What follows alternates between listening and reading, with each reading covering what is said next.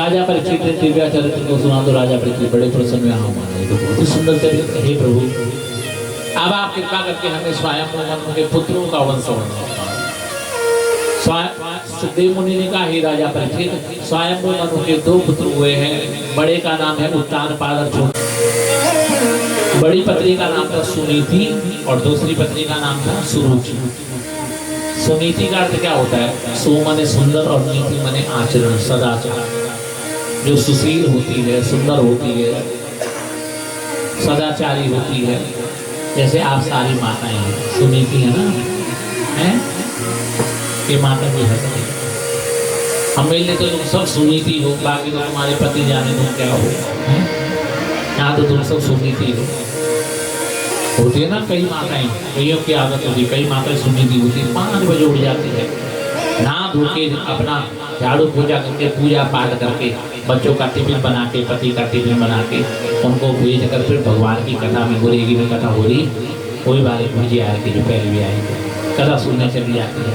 कथा सुना, प्रसाद लिया, फिर घर में गई, खाना बनाया, बढ़िया सब्जी रोटी बनाई, सबको खिलाया और खिला पिला के फिर रात कीर्तन में आ गया। कीर्तन से भी फिर चली गई घर और भगवान का नाम जपते जपते सो। वो थी सुनी थी। तुम भी करते हैं ऐसा? करते हैं? पता नहीं, वैसे तो अक्सर सुनीति होंगी बेचारी। सुनीति इसी को कहते हैं जिसका सुंदर आचरण हो, सदाचारी हो।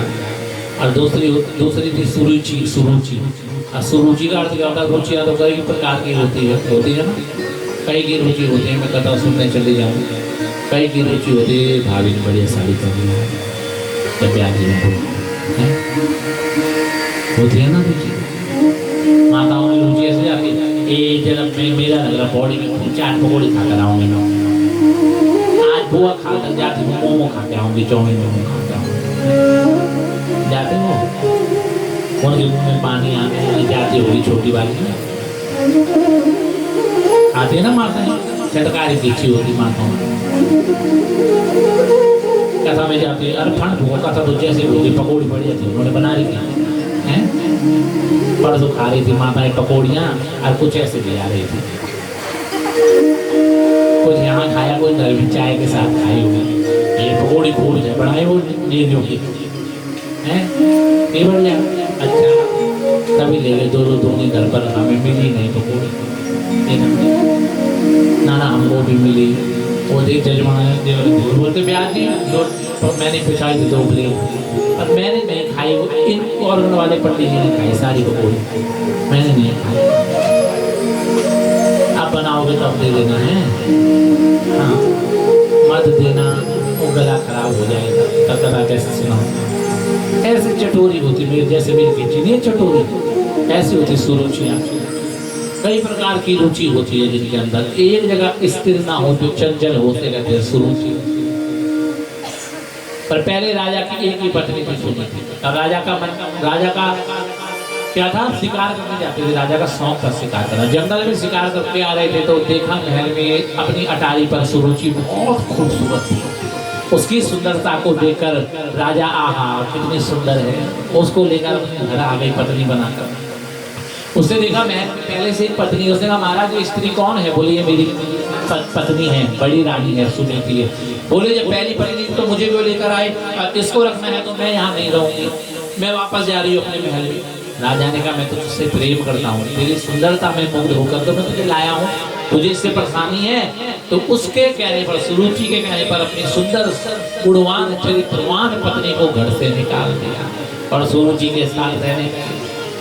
अब राजा का शौक था शिकार करना, रोज जाता शिकार करना। एक दिन राजा उत्तानपाद शिकार करने गया।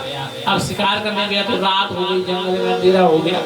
उसने कहा ना हो शिकार करने आया, शिकार बन जाऊं, कोई पशु मुझे ही खा जाए। तो ये जंगल में किसी मासमा की कुटिया होगी, रात और वहां रुक जाता हूँ, 6-7 घंटे तो काटने में निकल जाऊंगा। तो सामने देखा कुटिया बनी हुई थी, वहां गए, खटखटाया, अंदर से स्त्री की आवाज आई, कौन है इतनी रात को मेरे दरवाजा खटखटा रहे हैं? बोले मैं देश का राजा उत्तानपाद हूं। जैसे ही दरवाजा खोला तो अंदर देखा पहली पत्नी सुनीति। अरे सुनीति तुम यहाँ जंगल में? मैंने तो सोचा तुम अपने पिता के घर चली गई होगी। बोले नहीं महाराज, पति की त्यागी पत्नी दो ही जगह जाती है, या तो वो मृत्यु को ग्रहण कर लेती है पर मैं राजपुत्री हूँ, ऐसा थोड़ी करूंगी जो मृत्यु को ग्रहण करूंगी। मुझे लगा मेरा प्यार, आपका प्यार मेरे जीवन में इतना ही होगा, तो मैं अपना बचा हुआ जीवन संतों की सेवा करने के लिए बिता दिया। तब उत्तानपाद सुनीति के साथ रहे और उसी रात सुनीति ने गर्भ धारण किया। राजा उत्तानपाद वहां से चले गए और 10वें माह सुनीति के गर्भ से भगवान का बहुत सुंदर पुत्र उत्पन्न हुआ। भगवान का भक्त कौन? ध्रुव जी महाराज की जय। ध्रुव, ध्रुव का अर्थ होता है अटल, जो अपनी बात में अटल रहता है। माँ संतों के आश्रम में जाती है, ध्रुव जी को लेकर जाते हैं। जब बड़े हो गए ना ध्रुव जी 5 वर्ष के बाद, एक दिन ध्रुव जी ने रात को अपनी माँ को बोला, माँ मेरे साथ के जितने भी बच्चे हैं ना, जितने भी मेरे मित्र हैं, वो सब बोलते हैं मेरे पिताजी हमको घुमाने ले जाते हैं, मेरे पिताजी हमारे फल फ्रूट लाते हैं, मेरे पिताजी हमारे कपड़े लाते हैं, मेरे पिताजी हमको अपने साथ सुलाते हैं। माँ ये पिता क्या होता है? जिस बच्चे ने देखा ही ना होगा क्या होता है ये पिता। हमारा भी कोई पिता है? अरे हाँ बेटा, क्यों नहीं है तेरा पिता? कौन है माँ? अरे इस देश के राजा उत्तानपाद तेरे पिता है। ओह माँ, तेरा दिमाग तो नहीं खराब है, तो पागल तो नहीं हो गई? देश का राजा हमारा पिता, हम यहाँ कुटिया में रह रहे हैं, हमें तो महल में होना चाहिए। हाँ बेटा, तेरे ही पिता की आज्ञा से आई हूँ। तेरे पिता की सेवा करने वाली दूसरी माँ है ना अपनी वहां पर सुरुचि। देखो ये है गुरु माँ, इसको कहते हैं गुरु माँ। माँ भी जंगल में क्यों रहते हैं? बेटा मैं तेरे पिता की आज्ञा से किसी कारण से आई हूँ। कब जाएंगे वापस? जब मेरी तपस्या सफल हो जाएगी। पता नहीं तेरी तपस्या तो कब सफल होगी। ये होती है गुरु माँ। आजकल की माँ होती जो सारी कार्य लगा देती है, तेरे बावन है को जो कर जाए वेन में संभाल पे क्या हार दरी तेरे वो भी हराम है, बोलती कि नहीं बोलती? और तो माँ बाप तो छोड़ो, आजकल मैंने ये भी सुना, सुन चाची के हाथ का मत खाना, पता नहीं क्या जादू करके लाती है वो, उसके हाथ का नहीं खाना, को देगी तो फेंक देना। छोटे से बच्चे को सिखाती है ना माँ, आप तो नहीं सिखाती। हाँ ऐसा नहीं सिखाना बच्चों को, गलत बात। उताई को नमस्ते मत करना, हराम है ताई, उताई के अंदर मत जाना, ऐसे सिखाते हैं। मैंने सुना है ना, इसलिए मैं बोल रहा हूँ। मैं दुनिया में घूम गया, सुनता रहता हूँ मैं जनानियों की बातें, तब मुझे पता लगे बोलती है माताएं ऐसे। हम बचपन से ही बच्चों के मन में फूट डालते हैं, तभी तो बड़े होकर परिवार में फूट पड़ जाती है। इसलिए ऐसी फूट ना डाले, अच्छा ज्ञान दे, गुरु माँ बने अपने बच्चों की। कोई नहीं इस संसार में ऐसा तांत्रिक कि जो तुम्हारा उजाड़ देगा, बिगाड़ देगा। अरे जो हमारे भाग्य में लिख दिया ना भगवान ने, वही होना है? जब हमने जीना था तब आगे, जब मरना होगा तब मरना है। दुख बीमारी सब उस परमात्मा ने लिखी है, किसी के करने से कुछ नहीं होता। ना तो इतना बड़ा तांत्रिक इस संसार में कोई है, इस भगवान राम से बड़ा तांत्रिक कोई नहीं है। उसकी कृपा बनी रहे वही बहुत है। बच्चों को अच्छे संस्कार डालो, सबको सिखाओ, प्रणाम करो। गुरु जी हैं, ब्राह्मण हैं, वो दादी है, वो नाना है, वो गांव के हैं, उनको हम जब बचपन में पौड़ी आते थे ना अपने गाँव कुठार में, हमारे पिताजी लेकर आते थे। मैं तो अभी तक अपने कुछ परसों मुझे कोई पूछ रहा था कि आप गाँव जाते हो, शायद पंडित जी पूछ रहे थे, तो मैंने कहा मैं हर साल अपनी कुल देवी की पूजा करने जाता हूँ। मैं अपने चाहे मैं संत बन गया, वरना अपने देवताओं को सबसे पहले मानता हूँ, अपनी पैतृक भूमि को। अभी मैंने नरसिंह का मंदिर बनाया 4 साल 5 साल पहले। हमारा नरसिंह 1 से 1 करोड़पति हमारे गाँव में, और नरसिंह जाला का खंडर पर पता ही नहीं है, लोग उसी खंडर पे पूजा करते। तो मुझे बड़ा दुख हुआ, मैंने अपने पितरों की जमीन पर नरसिंह का मंदिर बनाया। वहाँ पर गए हम, जब बचपन में पिताजी ले जाते ना, तो पिताजी बोलते थे वो चाचा है, वो दादा है, वो नाना है, उसको प्रणाम, इनसे रिश्ता जोड़ो। आज देखो पिताजी ने संस्कार, वो बुजुर्ग हो गए, वो नहीं जा पाते, पर मैं जाता हूँ तो हमें वही सम्मान मिलता जो हमारे पिता को मिलता था। और बाप ने सिखाया नहीं होता तो कौन गाँव वाला मुँह लगाता? कोई भी नहीं लगाता। तो आप भी अपने बच्चों के अंदर ये संस्कार डालो, ऐसी उल्टी पुल्टी बात मत सिखाओ। सुनीति ने भी यही संस्कार डाले, बेटा तेरी माँ है ना माँ पर, उसने कहा मैं माँ तेरी तपस्या तो पता नहीं कब खत्म होगी, तेरी आज्ञा हो तो मैं चले जाऊँ पिताजी को मिलने। बोले हाँ। सुनीति ने सोचा माँ से मेरे से बैर है, सौती हूँ ना, मुझसे बैर है, बच्चे से किसका बैर होता है, इसको थोड़ी कुछ बोलेगी, चले जा। चला गया, ध्रुव दूसरे दिन अपने मित्रों को लेके, वो देश का राजा मेरा पिताजी, चलो। जैसे गए तो देखा महल में उत्तानपाद अपने दूसरे रानी के पुत्र सुरुचि के पुत्र उत्तम को गोद में खिला रहा था। ध्रुव का मन हुआ कि मैं भी पिता की गोद में चले जाऊं। जयकर उत्तान बना रहे, ध्रुव मांगो खड़े इधर आओ, आओ मेरी गोद में। जैसी भाग भाग कर जा रहे, जैसी गोद में बैठने वाले थे इतने में सुरुचि आई, रुक जा ध्रुव, कहाँ जा रहा है? बोले पिता की गोद में जा रहा हूँ माँ। पिता की गोद चाहिए? बोले हाँ। पिता का प्यार चाहिए? बोले हाँ। फिर तो तुझे पिता के राज्य पर अधिकार भी चाहिए होगा? बोले माँ मैं बड़ा पुत्र हूँ ना, तो बड़ा ही तो पिता की गद्दी में बैठता है, मैं ही तो राजा बनूंगा। अच्छा, तो इस भाव से आया है, पिता का राज्य चाहिए, राजा बनेगा? बोले हाँ। तो बेटा उसके लिए तुझे एक काम करना पड़ेगा। क्या करना है माँ? बोलो। यहाँ से वापस जा, अपनी माँ से आज्ञा ले और जंगल में जाकर भगवान का भजन कर, और भगवान तेरे भजन से खुश हो जाए और तुझे दर्शन दे, और दर्शन देने के बाद वर मांगने को कहे। एक ही वर मांगना कि हे प्रभु मेरा ये ध्रुव शरीर यही नाश कर दो, यही मार दो, और तुरंत सुरुचि के गर्भ से मुझे अवतार दो। जब तू मेरे गर्भ से जन्म लेकर आएगा तब तुझे पिता का प्यार, पिता का राज्य और पिता की गद्दी मिलेगी। 5 वर्ष के बच्चे ने ये बात सुनी तो वो रोने लगे। कुछ बच्चे भाग भाग कर गए, हे माँ। वी माता ने ध्रुव जी को दुर्वचन कह दिया। माँ रोने लगी, हे भगवान कैसी है पागल। थोड़ा देर खेलने देती बच्चे को, क्यों बोल रहे उस बच्चे को उल्टा?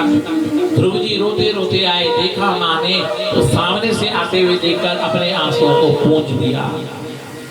सब कुछ जानते हुए अनजान बन गई, ये है गुरु माँ। पता है कि सौतेली ने इसका अपमान कर दिया, फिर भी बोला क्या हुआ बेटा, पिताजी नहीं मिले, क्यों रो रहे हो? अरे तुम्हारे पिताजी राजा है ना, पता नहीं कहाँ गए होंगे, आ जाएंगे। बोले छोड़ उस पिता को, उस राजा को। ये बता तू पिता की बड़ी रानी है कि नहीं? बोले तेरा पिताजी पर अधिकार है कि नहीं? बोले पूरा अधिकार है। क्या मेरा प्यार और मेरा अधिकार पिता पे है कि नहीं? बोले पूर्ण अधिकार है। तो वो कौन होती है मुझको अधिकार बताने वाली? वो क्या तेरी गर्भ नहीं है? तेरे गर्भ में जन्म लेके मैंने पाप कर दिया? सुरुचि की गर्भ कोई मंदिर हो गई और तेरी गर्भ कोई नरक हो गई?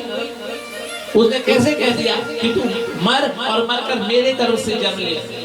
बहुत कहती है ना पिता का अधिकार, ऐसा ऊंचा स्थान लेकर दिखाऊंगा कि देखती रह जाएगी। तो तुरंत माँ ने डांट दिया, माँ मंगलम तात करे सुमस्ताहि पिता। किसी का अमंगल नहीं चाहते, किसी को अमंगल नहीं कहते। क्या गलत कहा तेरी माँ ने? सही तो कहा है। देखिए काम गलत है पर ये गुरु माँ है, गलत को भी सही बता रही। सही तो कहा है। क्या लगा है? पिता का प्यार, पिता की गद्दी, पिता का अधिकार, पिता का राज्य। पिता का प्यार, पिता की गद्दी, पिता का राज्य तो सबने चाहा, तो उस परम पिता परमात्मा की गद्दी को चाह जिसके लिए दुनिया तरसती। सही कहा तेरी माँ। माँ तेरी आज्ञा हो तो चले जाऊंगे जंगल। जा अपने हृदय में पत्थर दिया और अपने बच्चे को जंगल भेज दिया। अपनी माँ के पैर छुए और 5 वर्ष का बालक ध्रुव जंगल में चला गया। जानता ही नहीं भगवान, भगवान का घर होगा जंगल में, उसे क्या पता भगवान का रहते हैं। ना पढ़ा लिखा है बेचारा, ना ज्ञान है। वो तो सोच रहा जंगल में कहीं भगवान घर बना के रहते होंगे। चला गया, जैसे ही जंगल में गया तो सबसे पहले नारद जी उसकी परीक्षा ले कि इसको भगवान मिलेगा कि नहीं। जैसे नारद जी उसके सामने प्रकट हुए तो उसने नारद जी के पैर छू दिए। नारद ने कहा आहा, एक गुण तो इसके अंदर बहुत अच्छे है, इसकी माँ ने संस्कार बहुत अच्छे डाले। देखिए माँ के संस्कार, बच्चे के संस्कार माँ के कैसे पता लगते हैं? अगर आपका बच्चा किसी संत को देखकर, गुरुओं को देखकर, महात्माओं को देखकर, ब्राह्मणों को देखकर, बड़े बुजुर्गों को देखकर उन्हें प्रणाम कर रहा है तो समझो इसकी माँ ने संस्कार अच्छे डाले हैं। और तुम्हारा बच्चा करे हाय महाराज जी, हेलो, माँ भी बड़ी खाड़ बटन ले रखा है, पागल कर रहे हैं ना। हाय हेलो, हाय हाय बड़ा खराब होता है, हाय हाय नहीं करना। हाय हाय तो तब करते जब कोई चला जाता है। आजकल शादी और देख सब कहते हाय हाय आंटी जी कैसे हो आप? अरे किसी का मंगल कार्य हो रहा, क्यों लगे हुए हाय हाय करने में? तुम नहीं करना आज से, ठीक है? पहले कोई करती है इसमें, हाँ बोल देती है, बेचारी फंस जाती है। अपने बच्चों को नहीं सिखाना, ज़्यादा मॉडर्न नहीं बनना। हाँ हम मिट्टी मोल के मकान से उठे हुए लोग हैं, हम नहीं जाते हाय हो, नमस्ते करना चाहिए। मैं तो गांव में जाता हूँ, मेरे चाचा मेरे पैर छूते हैं। मेरे चाचा को मैंने आज बात करी, दोनों वही हैं गोपाल भवन जिन्होंने आपको पढ़ा रखा। मैंने कहा यहाँ एक पंडित जी आए हुए हैं, कह रहे उनका ननिहाल है वहाँ पर सुमाड़ी में, तो कह रहे थे कि मैंने पढ़ा रखा है मंगाए, आपके गांव का नाम भी बोला, मैं तो भूल जाता हूँ, जरा बुढ़ापा आ गया ना। उन्होंने बोला वहाँ पर उनका गाँव है, पता नहीं क्या नाम है। तो वो मेरे पैर, उन्होंने अपने पितरों, क्योंकि मेरे गाँव में सब मुझे पितरों का उद्धार से मेरी कथा करवाते, कहते हमारे वंश कुल का है और महात्मा बन गया, तेरे हाथों से उद्धार होगा, इसलिए कथा कराते। वो पैर छूते, पर उनसे पहले मैं झूठ जाता हूँ और वो मुझे डांटते गाँव वाले, तो वो पैर मत छुआ कर, अब तू महात्मा हो गया तो पैर मत छुआ कर हमारे, अब हम तेरे पैर छुएंगे। पर क्या करें, माँ बाप ने संस्कार ऐसे डाले हुए हैं, महात्मा होने के बाद में तो कोई भी बड़ा बुजुर्ग दिखता है तो उसे प्रणाम कर देता हूँ। हमारे माँ बाप के संस्कार है। हमारे माँ बाप ने तो हाय हेलो हमको सिखाया नहीं, उन्होंने तो प्रणाम करना सिखाया, पैर छूना सिखाया। आप भी सिखाइए, बच्चे के संस्कार होने चाहिए। आपके बच्चे के अंदर देखिए, अपने बच्चे को तो भक्ति करना, आजकल बच्चे मॉडर्न हो रहे हैं, वो ये पूजा पाठ में कथाओं में इंटरेस्ट नहीं रख रहे हैं, उन्हें रखना चाहिए। मैं तो बचपन में कथा सुनने जाता था, गोपाल भाड़ी जी कथा होती थी हमारे यहाँ पर, मैं उनकी कथा सुनने जाता था, बहुत बड़े भव्य कथा होती थी, राम कथा करते थे। हमारी माँ ने कभी मना नहीं करा। हमारे घर में 10 किलो आटा आता था, वो 3 दिन में खत्म होता। मेरी माँ कहती आटा गया का, लोग बताते थे वो बद्री वहाँ जा रहा कथा में, अरे इतना इतना लोग वाले इतना लाते, तेरे लड़का इतना आटा लेकर आता है। अब मेरे को अक्ल तो थी नहीं, बच्चा था, और मैंने तब सोच लिया था कि मैं भी ये इतना बड़ा प्रयास करूँ उतने में। पर वो माँ बाप के संस्कार थे, मेरी माँ ने कभी मना नहीं करा, मेरे पिता ने नहीं डांटा, अच्छी जगह जा रहा हमारा बच्चा, भगवान का नाम। आप भी अपने बच्चों को आरती करवाओ, दीपक तुम मत जलाओ। कई बार शुद्ध बोल दो कि बेटा मेरी तरफ सिर में दर्द हो रहा है, मेरी कब्ज दीपक जला दे। हाँ, हंसना नहीं, बोलना है ऐसा। वो बोले हाँ जलाएगी, मैं वो बुआ नहीं जलाऊंगे, उन्होंने आनंद जलाए, बुआ या कथा मैं नहीं आया, ऐसा तो नहीं है, बोलना है, शुद्ध बोलना है। जाओ तो जरा दीपक, जाओ तो वहाँ कथा हो रही, फिर तू चले जा तो वो बुरा मानेंगे, मैं आती हो जाए, तू तो ये चावल ले जाए वहाँ चढ़ा देना, ये ब्याज जी गद्दी में फूल चढ़ा देना, जा प्रणाम कर देना गद्दी में, वो ब्राह्मण को।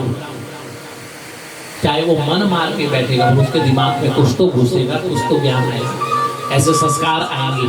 डांटो उसे, प्रणाम कर कि हाय हेलो क्या हुआ, चल नमस्ते कर सबको, सारे ब्राह्मणों को, सारे ब्याज जी को नमस्ते। ऐसे संस्कार डालोगे ना तो बोलेगे हाँ ये सुनिया है सब। नारद जी ने कहा एक परीक्षा में पास हो गया, अपने से बड़ों को प्रणाम करना चाहता। बेटा कहाँ जा रहे हैं? जंगल में। दूसरी परीक्षा ली, बोले महाराज नारद जी जंगल में मैं भगवान को ढूंढने जा रहा हूँ। किसने कहा कि जंगल में नार भगवान मिलेंगे? जंगल में भगवान नहीं मिलते हैं, जंगल में तो कौन मिलते हैं? बाघ मिलता है। जैसे तुमने बताया मुझे, कल से मैं घूमने नहीं जा रहा हूँ। मैंने कहा भगवान बचा बुचा रहूंगा तो ठीक है। ये जा रहे थे रात को, सारे पंडित गए। अरे मैंने कहा यहाँ कथा कुथा कर लो पहले ढंग से, उसके बाद देखा जाए। जंगल में यही तो होता है, बाघ है। नारद जी ने कहा महाराज नारायण नहीं होता है, बाघ होता है। जंगली पशु होते हैं, सुअर होते हैं, जैसे नुकसान कर रहे हैं।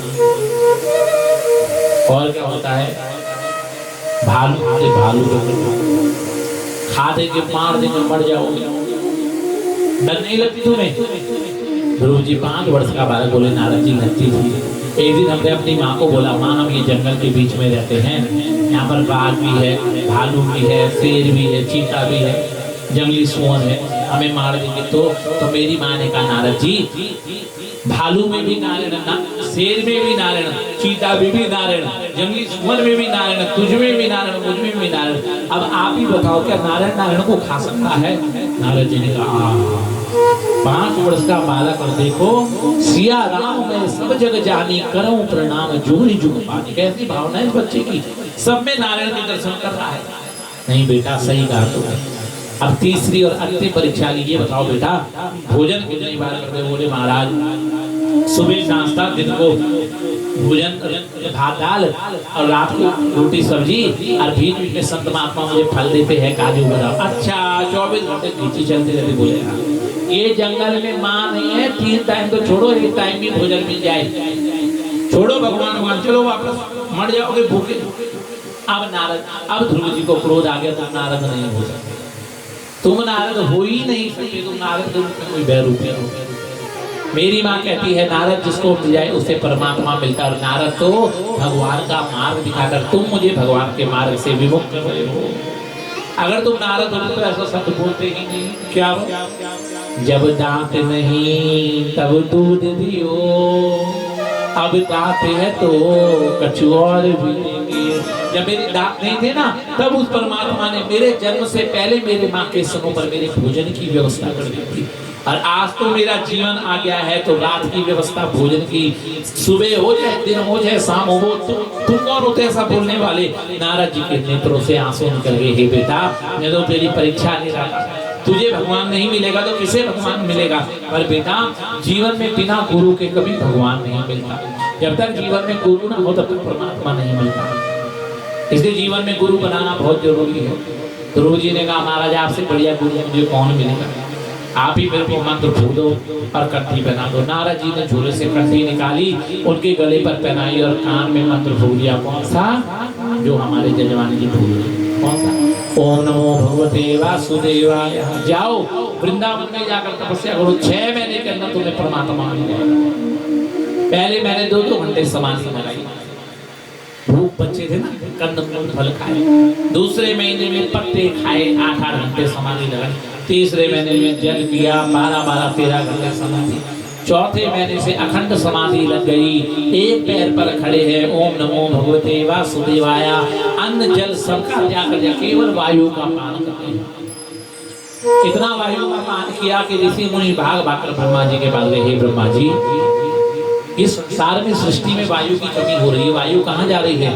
ब्रह्मा जी ने कहा पता नहीं, चलो नारायण से पूछते हैं।